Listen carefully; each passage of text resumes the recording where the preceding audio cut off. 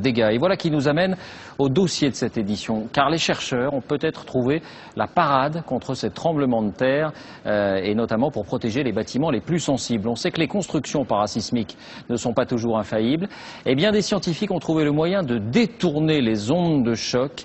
Ils ont testé le procédé grandeur nature. Dossier signé Gilles Marinet, Jean-Charles Guichard.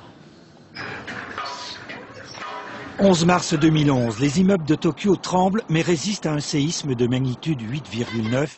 Ils sont construits selon des normes parasismiques. Mais demain, une autre technique révolutionnaire pourrait bouleverser la science des séismes.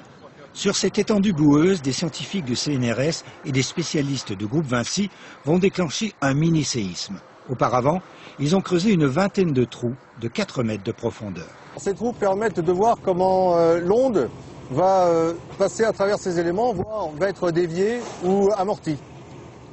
En surface, courent des centaines de mètres de fils reliant les instruments de mesure. Ici, nous installons les capteurs, les géophones qui vont mesurer le passage de l'onde. Et sur ce projet, il y en a une trentaine répartis sur toute la surface. Enfin, suspendu à cette grue, une masse de 17 tonnes. Sa chute va provoquer un mini-séisme de magnitude 4 propageant une onde en direction des trous. Et justement, ces trous disposés sur le passage de l'onde sismique ont ralenti sa vitesse. Elle a perdu 30% de son énergie.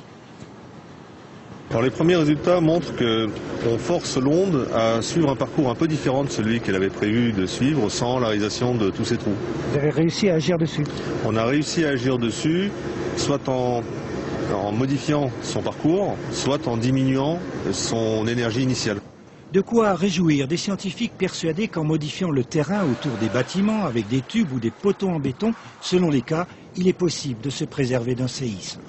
Tout l'objet de la manip aujourd'hui, c'est de dire, si vous changez la nature du terrain, donc si vous faites des cratères, si vous rajoutez des pylônes de béton, eh bien vous allez pouvoir contrôler à loisir les ondes dans ce terrain. Des piliers ou des tubes enfouis autour d'un bâtiment, voilà ce que pourrait être la protection parfaite contre un tremblement de terre. L'onde sismique passe au large.